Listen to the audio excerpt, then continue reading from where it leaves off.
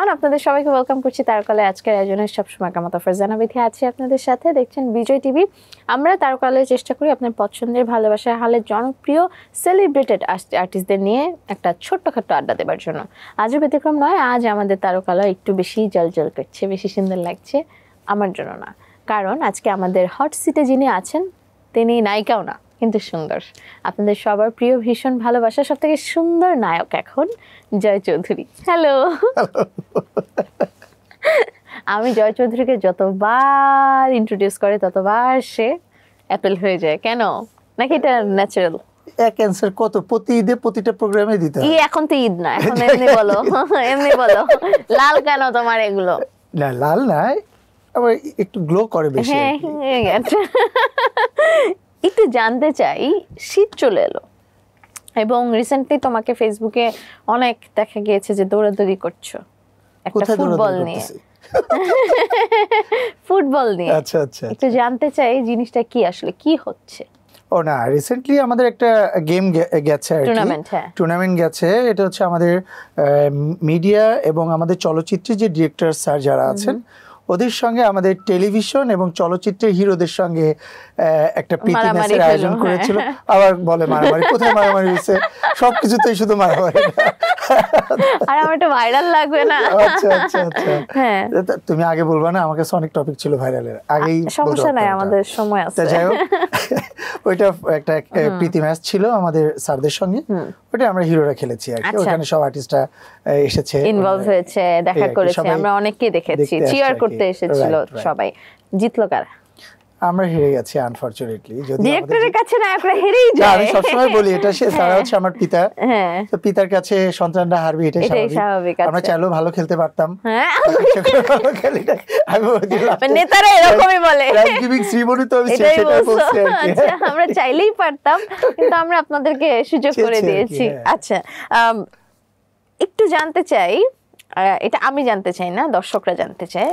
শুরুতে যেটা বললাম, সুন্দর নায়ক, এখন ইন্ডাস্ট্রিতে সুন্দর নায়ক খুব একটা আমরা দেখি না। সুন্দর বলতে আমরা শুধুমাত্র ফর্সা বুঝি না, গ্ল্যামারাস বুঝি, height, fitness, physique, appearance, you have everything. How you maintain ইট?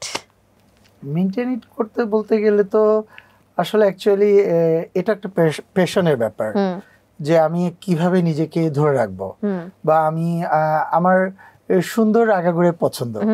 তা যে ব্যক্তির সুন্দর পছন্দ সে নিজে সবসময় সুন্দর থাকতে পছন্দ করবে, এটা স্বাভাবিক কথা। আর মেনটেন বলতে গেলে আমি যেটা করি সেটা হচ্ছে যে বিশেষ করে ফেসের ক্ষেত্রে আমি মিনিমাম 4 বার থেকে 5 বার ওয়াশ করি। আর আমি নর্মাল একটা উদাহরণ দেখাই, সেটা হচ্ছে যে আমরা অনেক সময় অনেক বেশি মানে অনেকেই কেয়ার করতে চায় না। এখন বাইরে থেকে আসছি, একটু রেস্ট নিয়ে আধা ঘন্টা পরে গিয়ে তারপর হাত মুখ ধোবো। কিন্তু এটা না করে আমরা যদি মনে করি যে আমরা 5 ওয়াক্ত নামাজ পড়বো, তাহলে বাধ্যতামূলক কিন্তু তা 5 বার ফেস ওয়াশ হয়ে যাচ্ছে। সেক্ষেত্রে শুধু ওয়াশ করলেও অনেক সময় ফেসে অনেক ধরনের জীবাণু চলে যায় এবং তখন স্কিনটা স্মুথ হয়। গ্লো না করুক, স্মুথ থাকে একটা। তোমার বাটারি স্মুথ স্কিনের এটাই রহস্য। আচ্ছা, কিন্তু আমি বলবো যে তোমাকে এই প্রশ্নটা অনেকেই করে যায় ভাইয়া, কিন্তু আঙ্কেল আন্টি আসলে এই সৌন্দর্যের দাবিদার। আমার আব্বুর হাইট ছিল হচ্ছে 6'1", আমি 6'1", আমার ছোট ভাই দুজনেই আমরা 6'1". ওকে। আমার আম্মু মাশাআল্লাহ অনেক সুন্দর, আমার কাছে অনেক সুন্দর সবসময়। আর সুন্দর ছিল বিধায় হয়তো বাবার আম্মুকে আব্বু তুলে নিয়ে গিয়ে যে বিয়ে করছিল আর কি, হাইজ্যাক করে আর কি, হিসাবটা সেরকম আর কি। তা যাই হোক, অবশ্যই আমার আম্মু সুন্দরী, তা সেই জন্য হয়তোবা আব্বু আর আম্মু দুজনকে মিক্স ম্যাচ করে আমরা হয়তো ধামাকা বারুদ বের হয়েছে। আচ্ছা, এই যে ধামাকার কথা হলো, আমরা সিনেমাতে এই শব্দটা অনেক শুনি, ধামাকা গল্প, ধামাকা অ্যাক্টিং, ধামাকা অ্যাকশন। তোমার ধামাকা আসছে নতুন একটা? আমার আসছে, বেশ কয়েকটা আসছে আর কি। আচ্ছা, আমরা যেটার কথা শুনছি সেটা হলো আয়না, যদি ভুল না করি। হ্যাঁ, তো আয়নার কথা একটু জানতে চাই যে কবে আসছে আয়না, এবং আয়নার ডেটটা হয়তোবা এই মাসেই ফিক্সড হয়ে যাচ্ছে, বিকজ নতুন বছরে আসছে। নতুন বছরে, কারণ আমাদের দেশের পরিবেশ পরিস্থিতি কোনোটাই ভালো না, সবাই জানি আমরা এটা। আমরা ঈদ ছাড়া ছবি হলে রিলিজ করলে আসলে টাকাটা ব্যাক পাওয়াটা খুব কষ্টের ব্যাপার। শুধু যদি হলগুলো থাকতো তাহলে আমাদের নর্মাল মুভিগুলো অনেক সময় ছবির টাকা ব্যাক পেতো। আগে দেখেছি আমরা যখন স্কুল লাইফে ছিলাম তখন সুপার ফ্লপ ছবিরও টাকা ব্যাক চলে আসছে, শুধু একমাত্র হল ছিল, তখন 1200 হল ছিল। তুমি কতগুলো হলে তোমার ছবি চালাইলে তোমার টাকাটা উঠে যাবে, নর্মাল একটা হিসাব। সো এখন সামনে ইলেকশন, দেশের পরিবেশ পরিস্থিতি কোনোটাই ভালো না, তো সবকিছু মিলিয়ে আসলে যতক্ষণ না পর্যন্ত দেশটা একটু শান্ত জায়গায় না যাচ্ছে, আর আমি যেটা মনে করি যে একটা ভোটে নির্বাচিত সরকার আসাটা আমাদের জন্য, আমি কোনো দলের পক্ষে কথা বলছি না, যেহেতু আমি একজন স্বাভাবিক নর্মাল সাধারণ একজন জনগণ, এবং তুমি সাংগঠনিকও বটে। না আমি সাংগঠনিক সেটা তো এফডিসি কেন্দ্রিক, বাট আমি যেটা মনে করি সেটা হচ্ছে যে আমি তোমার কাছে তখনই একটা আবদার করতে পারি যখন তুমি আমার ভোটে নির্বাচিত হবা। তা সেক্ষেত্রে আমরা আসলে কোনো কিছু কারোর কাছে আবদার করে এখন পাচ্ছি না। আমার পরিবেশ পরিস্থিতি ভালো না, হলের পরিবেশ ভালো না, আমরা কেউই আসলে শান্ত নাই, আমার আউটডোরে শুটিং করতে যেতে পারছি না, হল মালিকরা হলে ছবি চালাবে তাও রিস্কে থাকতে হয়, ক্রপসেল গেট তালা লাগিয়ে রাখতে হয় যে কখন কে এসে আক্রমণ করবে। তা সেক্ষেত্রে একটা নির্বাচিত সরকার না আসা পর্যন্ত আসলে আমাদের চলচ্চিত্রের ফিউচারটা আসলে কোনোভাবেই দেখতে পাচ্ছি না। আচ্ছা, তারপরে ওইখান থেকে ফিউচার না দেখতে পারো, আয়নায় তো দেখতে পাবো ইনশাআল্লাহ, দেখা যাক, আশা করা যায়। আয়নাটা আমাদের অনেক ডেডিকেশন একটা মুভি ছিল। করোনার পরে এফডিসিতে বা চলচ্চিত্র শুরু করার প্রথম ছবি ছিল আয়না, এবং তুমি এবং আঁচল সেখানে, আমি ছিলাম, আকবর স্যারের ছবি ছিল আয়না, এবং তোমার বিপরীতে আঁচল। হ্যাঁ, কেমন ছিল শুটিং? অবভিয়াসলি অনেক ভালো ছিল, এবং এটা একটা সত্য ঘটনা অবলম্বনে ছবিটা করা ছিল। এটা আপনি হয়তো জানেন, তুমি হয়তো জানো যে আমাদের মোহনা টেলিভিশনে মুভি ছিল আয়না, ওনাদের প্রোডাকশন হাউস থেকে একটা রিয়েল স্টোরি বেজ একটা গল্প করার ট্রাই করেছিল।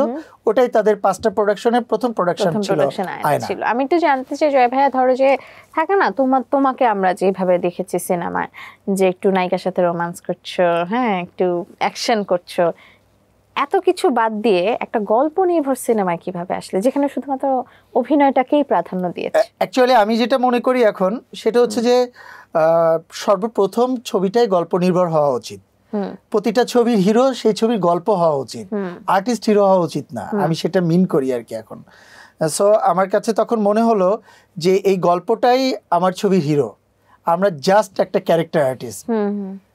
তা আমার মনে হয় দর্শকরা যখন ছবিটা দেখবে, ছবিটা শেষ পর্যন্ত একটা আলাদা একটা ভাইবস ক্রিয়েট হবে আর কি, যে ছবিটা শেষ না করে আমরা উঠবো না, কখন কি হচ্ছে, পরের সিনটি কি হচ্ছে, আমরা অনেক কিছুই এই স্ক্রিনে বসেই বলতে পারি যে এরপরে হিরোইন দৌড়তে চলে আসবে হিরোর কাছে, বা এরপরে হিরো মারতে চলে যাবে ভিলেনকে, এরকম কোনো কিছুই গল্প মিলানো সম্ভব না। এটা খুব ছোট এবং সিম্পল একটা গল্প, সেটাকেই আমরা প্রেজেন্ট করার ট্রাই করেছি। হ্যাঁ, মুমতাজ আকবর স্যার একটু প্রেজেন্ট করার চেষ্টা করেছে, আধুনিক ভাবে একটা ট্রাই করেছে। আচ্ছা, গানগুলো খুব সুন্দর, এটা অসাধারণ সব গান। তুমি যেটা বললে যে আকবর স্যার এটা পোর্ট্রে করার চেষ্টা করেছে, তোমাকে কিভাবে পেলো, তোমার কাছে কিভাবে আসলো গল্পটা? আমার কাছে এসেছে বলতে গেলে ওনারা যখন গল্পটা লিখছিল, প্রযোজক, নির্বাহী প্রযোজক, গল্পটা আব্দুল্লাহ জহির বাবু ভাই লিখেছেন। নির্বাহী প্রযোজক উনি হচ্ছে ইবাদত ছবির প্রযোজক, নির্বাহী প্রযোজক যিনি আমাদের হাবিব চাচু, উনি সর্বপ্রথম বলছে যে এই গল্পটার এই ক্যারেক্টারটা জয়কে নিয়ে করা উচিত। তাহলে জয় কি করতে হবে, জয় মিনিমাম 10 থেকে 12 কেজি ওয়েট আরো বাড়াইতে হবে। ও মাই গডনেস, সবাই কমায়, আমারটা মানে একটু কৃষক মানে আমি যার বাড়িতে জব করি, যার বাড়িতে আমি কাজ করি, যার সমস্ত কিছু আমি দেখাশোনা করি, সেই একটা সময় তার কাউন্টারে আমি চলে যাই। কৃষকের দিন মজুরির কি অবস্থা থাকে, তার ফিজিক্সের কি অবস্থা থাকে, তারা চাইলেও স্লিম, অনেক সুন্দর বা অনেক বডি ফিগার এরকম কিছু না, কিন্তু তাদেরকে দেখলে মনে হয় যে ভাত খেয়ে বড় হয়েছে, বিষয়টা এরকম। এর জন্য কি খেলে?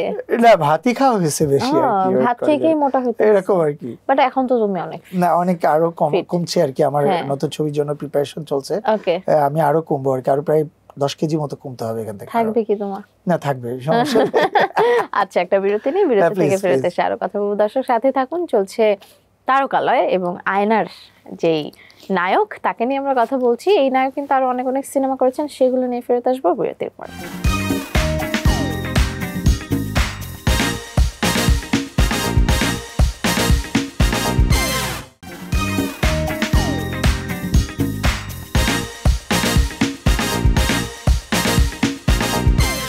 দর্শক বিরতির পর আপনাদের সবাইকে আরেকবার ওয়েলকাম ব্যাক করছি। দেখছেন বিজয় টিভি, চলছে তারকালয়। যারা ফোনে মুঠোফোনে এইভাবে আমাদেরকে দেখছেন, তারা কিন্তু চাইলেই আমাদের এই আয়োজনটা লাইক, কমেন্ট এবং শেয়ার করে জানিয়ে দিতে পারেন আপনার পছন্দের এবং ভালোবাসার মানুষদের সাথে। কারণ আজকে তারকালয়ে এসেছেন জয় চৌধুরী। আরেকবার ওয়েলকাম ব্যাক। আয়না থেকে একটু নতুন কাজে আর একটু আগাই, কারণ আয়না শুটিং হয়েছিল অনেক আগে, রিলিজ পাচ্ছে অনেক পরে। রিসেন্টলি শুটিং কয়টা করছো বা কোনটা? রিসেন্টলি তো শুটিং এখন নাই।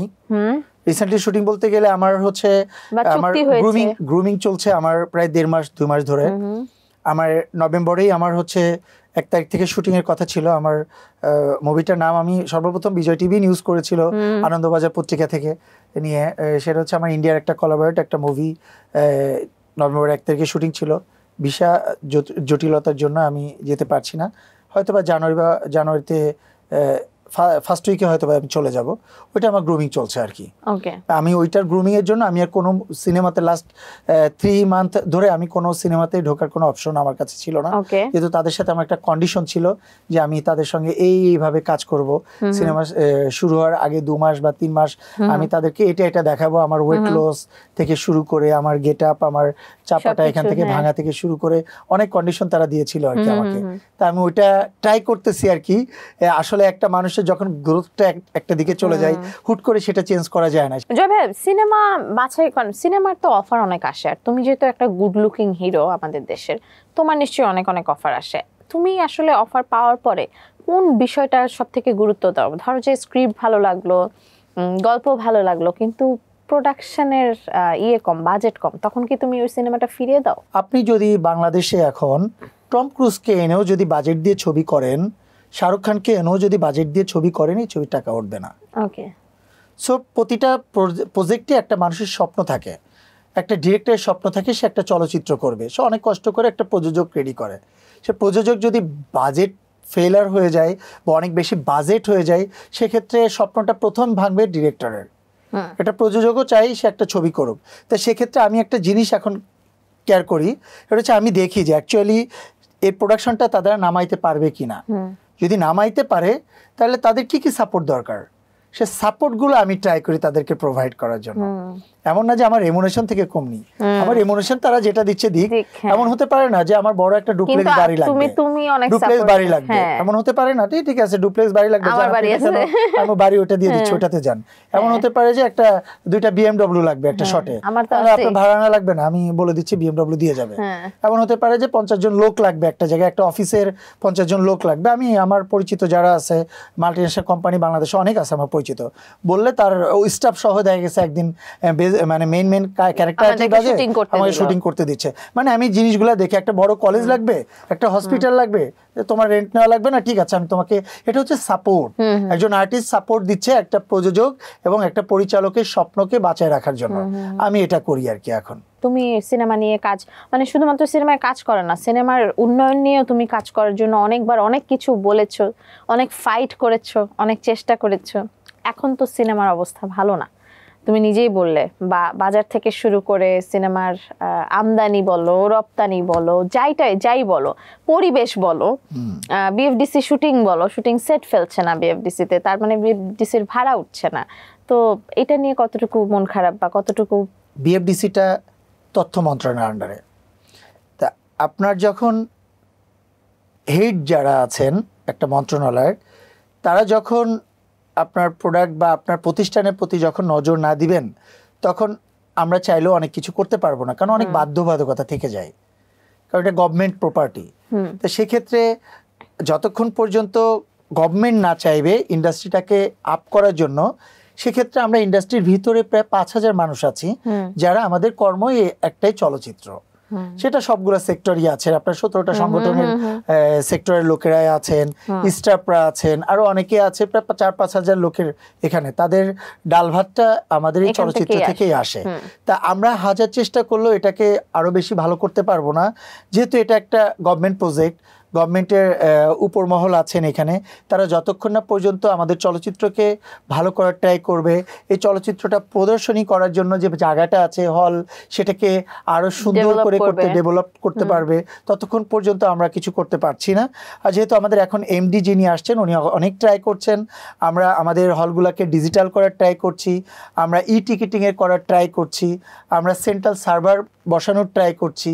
সো এটা একটু সময় সাপেক্ষের ব্যাপার। এটা যখন আবার হয়ে যাবে তখন দেখবেন যে অনেক প্রযোজক সে যখন লগ্নিকৃত টাকা যখন লগ্নি করবে এবং ফেরত পাওয়ার জন্য যখন সে চিন্তা করবে যে না এই টাকাটা আমি 80% টাকা ফেরত পাবো, তখন সে ঝাঁপায় পড়ার ট্রাই করবে যে আমি এই প্রজেক্টটা করি। বাট এখন যে প্রবলেমটা হচ্ছে সেটা হচ্ছে আমাদের সেন্ট্রাল সার্ভার নাই, আমার কোন হলে কয়টা সিট সেল হচ্ছে এটা আমার প্রযোজক ঘরে বসে টের পায় না, যার জন্য এই প্রবলেমটা আগে সলভ করতে হবে। তোমার হাইট, তোমার কারিশমা, তোমার স্মাইল, তোমার অ্যাক্টিং এবং এই যে সিনেমা নিয়ে তোমার এত প্যাশন, শুধুমাত্র সিনেমাতে কাজ করবো এরকম না, সিনেমাকে নিয়ে আগাবো, এই যে এই প্যাশনটা, তোমার কি কখনো রিগ্রেট হয়েছে জয় ভাইয়া যে ধরো যে ইন্ডাস্ট্রি আমাকে আসলে, আমি ইন্ডাস্ট্রিতে এত কিছু দিচ্ছি, আমাকে ইন্ডাস্ট্রি কি দিল? বা তুমি তো আসলে পার্সোনালিও যদি বলি you are very successful personally, তোমার ফ্যামিলি থেকে শুরু করে তোমার নিজের বিজনেস থেকে শুরু করে সব কিছু একদম এভরিথিং, কখনই কি মনে হয়েছে ধর এখান থেকে কিছু হয় নাই, আমি থাকবো না? আমার এমবিএ কমপ্লিট হয়ে যায়, যার পরে আমার মনে হচ্ছে দীপজল সাহেব আমাকে ইন্ডাস্ট্রিতে নিয়ে আসছে, এবং আমি কখনো স্বপ্ন কল্পনা করতে পারি নাই যে আমি চলচ্চিত্রে হিরো হব, নায়ক হব। এটা এত সহজ ব্যাপার না। তো যখন আমি বুঝতে পারলাম যে না এটা সহজ ব্যাপার না, তখন আমার মনে হয়েছিল কি আসলে ইন্ডাস্ট্রিটা না একটু চামচামোর জায়গা, এই তোমার সঙ্গে আমার একটু চামচামি করতে হবে, তার সঙ্গে আমার একটু চামচামি করতে হবে। বাট আমার মনে হলো যে আমি বিবিএ করে এমবিএ করে এসে আমি চামচামি করব, এটা আমার সাথে যায় না। আমার কাছে তখন মনে হয়েছে যে ইন্ডাস্ট্রিতে আমি থাকবো না, প্রথম মুভিটা করার পরেই মনে হয়েছে। বাট তারপরে আমার কাছে 2টা বছর গ্যাপ ছিল, গ্যাপের পরে যখন আবার আমি সিনেমাতে আসলাম তখন মনে হলো যে না আমি ভালোবেসে ফেলছি। আরেকটা বিষয় যেটা আমি যতটুক পেয়েছি, আমার কিন্তু অনেক ছবি রিলিজ হয়েছে এরকম কিছু না। আমার সময় মানে আমার অনেক আগে অনেক আর্টিস্ট আসছে, অনেক হিট ছবিও দিয়েছে, কিন্তু আমি যতটুকু ভালোবাসা পেয়েছি ইন্ডাস্ট্রি মানুষের কাছে বলেন, ইন্ডাস্ট্রির বাইরে বলেন, বাট আমার কাছে মনে হয়েছে তাদের তুলনায় আমি অনেক বেশি পেয়েছি, অনেক সাকসেসফুল। কারণ আমার এখন জাস্ট 13টা মুভি রিলিজ হয়েছে, 22টা মুভি আমার শেষ হয়েছে। তা সেক্ষেত্রে আমি যতটুক আমার 570 জন মেম্বার, আমি আজকে 6 বছর 8 বছর যাচ্ছে ইন্ডাস্ট্রির, আমি আমার অ্যাসোসিয়েশনে আমি কাজ করতে পেরেছি, তাদের সেবক হতে পেরেছি। বাট অনেক বড় বড় আর্টিস্ট আছে তারা আমার কাউন্টারে দাঁড়িয়েও তারা পাস করতে পারেনি 8 বছরে। তা সেক্ষেত্রে আমার মনে হচ্ছে যে 570 জন মেম্বার তারা আমাকে অনেক বেশি ভালোবাসে, অনেক বেশি আমাকে সম্মান করে, যেটা আমার আসলে পাওয়ার যোগ্যতা নাই আমার কাছে। না পাওয়ার যোগ্যতা না থাকলে তুমি পেতে না তাদের তুলনায় আর কি। অ্যাকচুয়ালি এক কথায় যদি বলি কিছু মানুষ আমি স্যাটিসফাইড, যারা ভালোবাসার কাঙাল, তুমি হলে সেই ভালোবাসার কাঙাল। তোমার যতই থাকুক মানুষ ভালোবাসছে ওই জায়গাটায় তুমি ভালোবাসা দিবেই, ঠিক না? একদম। একটা বিরতি নিচ্ছি দর্শক, বিরতির পর এসে কুইক কুইজ খেলবো জয় চৌধুরীর সাথে এবং দেখবো সে কতটুকু ব্লাশ করে।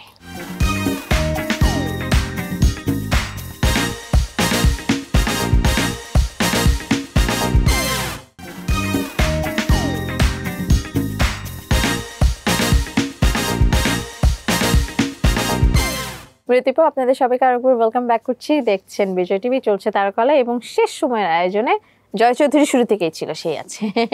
আচ্ছা, কুইক কুইজ খেলবো এবং তুমি তো অনেকবার আমাদের আয়োজনে অতিথি হয়ে এসেছো, কারণ আমরা তোমাকে অনেক ভালোবাসি, এর জন্য বারবার তোমাকে চাই। So you know the rules, একদম কুইক অ্যান্ড অনেস্ট অ্যান্সার দিতে হবে। দেখা যাক, বাংলা ছবিতে কোন নায়ক তোমার পছন্দ, পুরনো এবং নতুন? 3 জনের নাম বলতে হবে। আমার হচ্ছে ফারুক ভাই আমার পুরানো, আর সালমান শাহ ভাই আছেন, আর এখন তো আমাদের সুপারস্টার মেগাস্টার সাকিব ভাই। চলচ্চিত্র ইন্ডাস্ট্রিতে কোন নায়িকাকে একটু বেশি গ্ল্যামারাস হিরোইন মনে হয় এবং কেন? আমার তো, আমি সত্যি কথা বলতে আমি অলিভিয়া আপু আমার খুব পছন্দের ছিল। আর এখন তো গ্ল্যামারাস বলতে গেলে তো আমাদের অনেকেই আছেন, বাট পরি তো অলওয়েজ গ্ল্যামারাস বেস্ট। ওকে, নায়ক না হলে তুমি কি হতে? ক্রিকেটার হতাম। কিন্তু খেলে ফুটবল। প্রেমপত্র লেখা সহজ নাকি প্রেম করা সহজ? এখনকার জামানাতে প্রেম করা সহজ। ওকে, প্রেমিকা যখন বউ হয় তখন কি আর চিঠি লিখতে হয়? না, তখন তো চিঠি লিখতে হয় না। যা বলার সামনে। ওকে, তোমার অবস্থা জানতে চাই জাতি, বাচ্চা পালা, থালা বাসন ধোয়া, এগুলো কি করো? না, আমার খুব সুইট ফ্যামিলি। হ্যাঁ, এবং আমার ফ্যামিলি আমাকে অনেক বেশি সাপোর্ট করে। সো আমার ওই টাইপের কোনো, আমি বাচ্চাকে সময় দিতে খুব পছন্দ করি, হ্যাঁ, অনেক বেশি। কারণ হচ্ছে মানে কষ্টের ব্যাপার এটা, সেটা হচ্ছে আমার আব্বু একটু লেট ম্যারেজ করেছিল, একটু আগে বলেছি যে তুলে নিয়ে যে বিয়ে করছে। আমি যখন, আমার বয়স যখন 18 বছর, তখন আব্বুর বয়স ছিল হচ্ছে 62 বছর। ও বাবা, অনেক গ্যাপ ছিল। তখন মারা গেছেন আব্বু। তা সেক্ষেত্রে আমি মনে করি যে এই সময়টা বাচ্চার কাছে, যে সময়টা, এই যে ফিলিংসটা, এই বন্ডিংটা, এটা আমি আব্বুর সঙ্গে খুব মিস করি। তা আমি মনে করি যে আমার বাচ্চা যেন কখনো এই বন্ডিংটা মিস না করে। দুর্দান্ত। আচ্ছা, নায়ক হিসেবে জয় একজন নায়িকার মধ্যে কি খুঁজে? অবভিয়াসলি অ্যাক্টিং জানা লাগবে এবং অ্যাট্রাকশন থাকতে হবে নায়িকার ভিতরে। জয়ের সাথে অনেক নায়িকা ইন্ডাস্ট্রিতে জুটিবদ্ধ হয়েছে, কিছু নাম বলবো জুটির, তোমার বলতে হবে কোন জুটিটা সব থেকে তোমার কাছে ভালো লাগে। জয় অপু বিশ্বাস, জয় মৌখান, জয় জারা, জয় মাহি, জয় আঁচল। দর্শকরা মনে হয় আমার আর অপুরটাই বেশি নিয়েছে। আমি প্রথম দৌড়টা অপু বিশ্বাসের সাথেই দিয়েছিলে সিনেমায়, সিনেমার ইয়েতে। আচ্ছা, বিশেষণ দিবে অভিনেতাদেরকে এক কথায়। নিশো ভালো আর্টিস্ট, জায়েদ খান ভালো মানুষ, শাকিব খান সুপার হিরো, সিয়াম ভালো আর্টিস্ট, আরিফিন শুভ ভালো মডেল, ওকে, অনন্ত জলিল ভালো মানুষ, okay, Bappi friendly, Roshan brotherhood, friendly cum brotherhood. এখন যার নাম বলবো তিনটা বিশেষণ।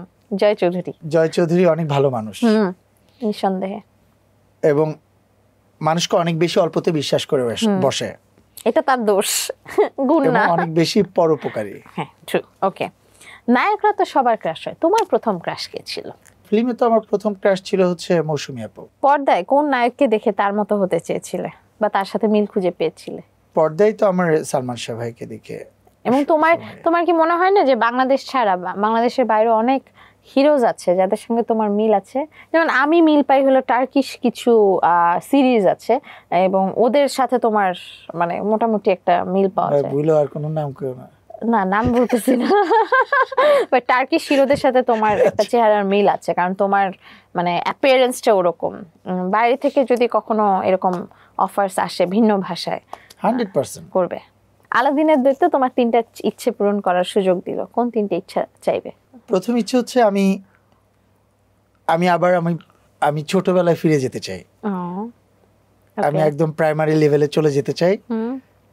আমি আমার বাবাকে তাহলে আর পাবো, একটু কাছে ফিরে পাবো। সেকেন্ড ইচ্ছে হচ্ছে যে আমার লাইফে 80%ই বিশ্বাসঘাতক লোক আসে, অন্তত ভালো মন্দ দুই একজন লোক আমার লাইফে আসুক যাদেরকে বিলিভ করতে পারবো। ওকে, এটা। আর আরেকটা ইচ্ছা হচ্ছে যে আমি আমার পরিবারের সঙ্গে সবসময় সুন্দরভাবে সুস্থভাবে বাঁচতে চাই, আয়ু যতদিন আছে। হ্যাম্পারটা তোমাকে নাজমুল ভাই দিয়ে দিবে, আমি নিতে পারছি না কারণ তার কাছে অনেক বড় হ্যাম্পার, এটা তোমাকে দেওয়া সম্ভব না এখন। Thank you so much for being always the great. এবং তুমি এরকম ভালো বাসায় থাকো, সবাইকে ভালো রাখার জন্য যে মানুষটা চিন্তা করে সেই মানুষটাকে সবাই ভালোবাসে এমনিই রাখবে, সো এটা নিয়ে টেনশন নাই। বিজয় টিভির দর্শকদের কিছু বলার আছে কি? বিজয় টিভি আমাদের পরিবারের টিভি, চলচ্চিত্রের টিভি, এবং তারা সবসময় ভালো ভালো অনেক সুন্দর এবং সত্যিকারের নিউজ থেকে শুরু করে, প্রোগ্রাম থেকে শুরু করে সব কিছু দিয়েই আমাদের চলচ্চিত্রকে এখনও সাপোর্ট দিয়ে আসছে।